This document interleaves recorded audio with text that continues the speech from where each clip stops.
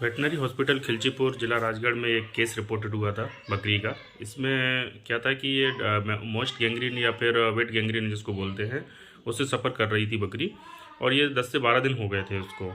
Owner को लगा कि शायद ये थनैला है और वो झाड़ फूक से ठीक हो जाएगा, और वो उस पर पहले झाड़ फूक करवाई उसने अपने लोकल स्तर पे। और जब वो ठीक नहीं हुआ 10 से 12 दिन बाद और पुट्रीफाइड होने लगा, सड़ने लगा जब उसका थन, तब उसके बाद वो हॉस्पिटल लेके आया दिखाने के लिए। तो उसके बाद जब मैंने देखा तो मैंने कहा कि ये तो मोस्ट गैंग्रीन है और इसका मतलब रिकवर होना ना के बराबर चांसेस है।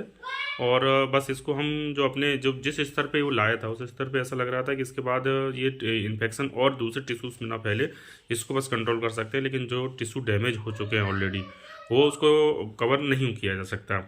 और ये कोल्ड कंडीशन में हो गया था। कोल्ड कंडीशन का मतलब होता है कि अब ये जानवर, ये जो टिश्यू है वो अब रिकवर नहीं होगा यहाँ से।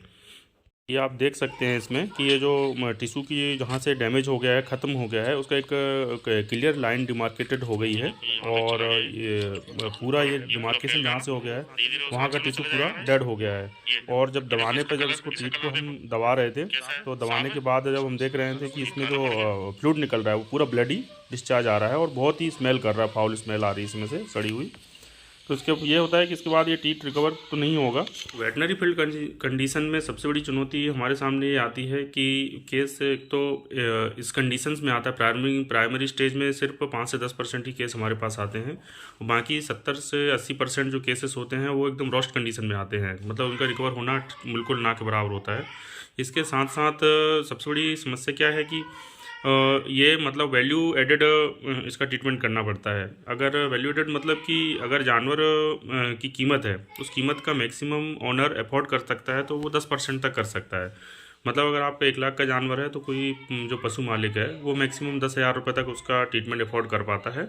इसके बाद वो जानवर उसको मतलब मरने के लिए छोड़ देता है कई बार। मतलब बहुत ही रेयर केसेस में है कि जिसमें ओनर एक्स्ट्रा एफोर्ड लगा सकता है, लेकिन मैक्सिमम केसेस में ये होता है।